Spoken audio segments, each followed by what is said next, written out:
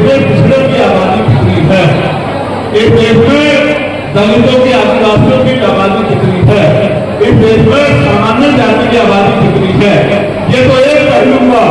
असल बात ये जानना है कि किसके घर में 4 पहियों की गाड़ी है, किसके घर में 2 पहियों की गाड़ी है, किसके पास खेती के योग्य जमीन है, किसके पास पक्का मकान है, किसके पास पक्की दुकान है, किसके पास हेलीकॉप्टर है, किसके पास हवाई जहाज है, किसके पास बस है, किसके पास एयरपोर्ट है, किसके पास पोर्ट है, किसके पास सरकारी नौकरी है, किसके पास पहनने को कपड़े हैं, किसके पास खाने को राशन है, किसके बैंक में कितना पैसा है, और कौन है जो चुनाव पे भूखा सो रहा है, वो कौन है?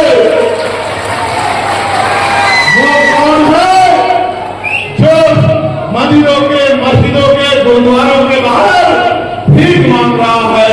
वो कौन है जिसके सर पे छत नहीं है? वो कौन है जो जनरल डिपो में, सब बोगियों में, एक बोगियों में हजार लोग जानवरों की तरफ भर के जा रहे हैं?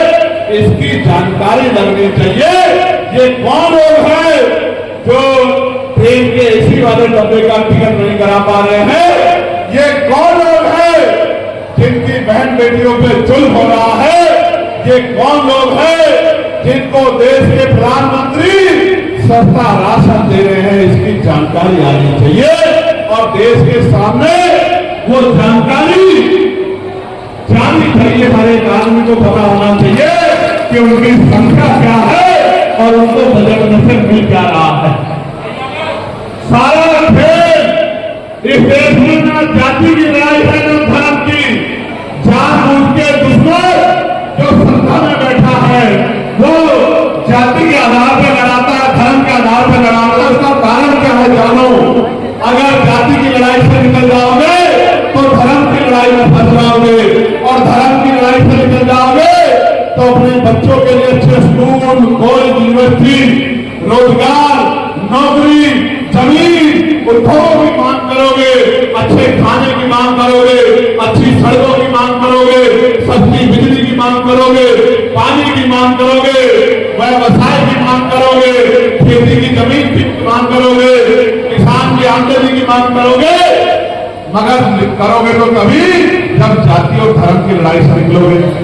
इसलिए जाति और धर्म की लड़ाई से ना निकल जाओ। बहुत सोची समझी साजिश से जातियों में बांट के, धर्म में बांट के, ऊंच नीच पैदा करके इस व्यवस्था पे राज बना के रखने के लिए किया गया। इसलिए हमने ये कहा कि जातिगत गणना होनी चाहिए और पिछड़ों को 52% पिछड़ों को 52% आरक्षण मिलना चाहिए, सरकारी नौकरी में हिस्सेदारी मिलनी चाहिए। आप ये बताओ, अगर पिछड़ों को 52% नौकरी मिलेगी आपको तो दिक्कत नहीं है? दोनों हाथ उठा के बताओ, आपको तो दिक्कत नहीं है? मैं बात यही बताना चाहता हूं, जो लोग कहते हैं कि इनका हम ये खा रहे हैं, इनका हम ये खा रहे हैं, हम मूल निवासी किसी का हक नहीं खा रहे हैं, हमें तो आपस में लड़ा के और लड़ाने वाला राज कर रहा है और उसकी कोई पार्टी नहीं है।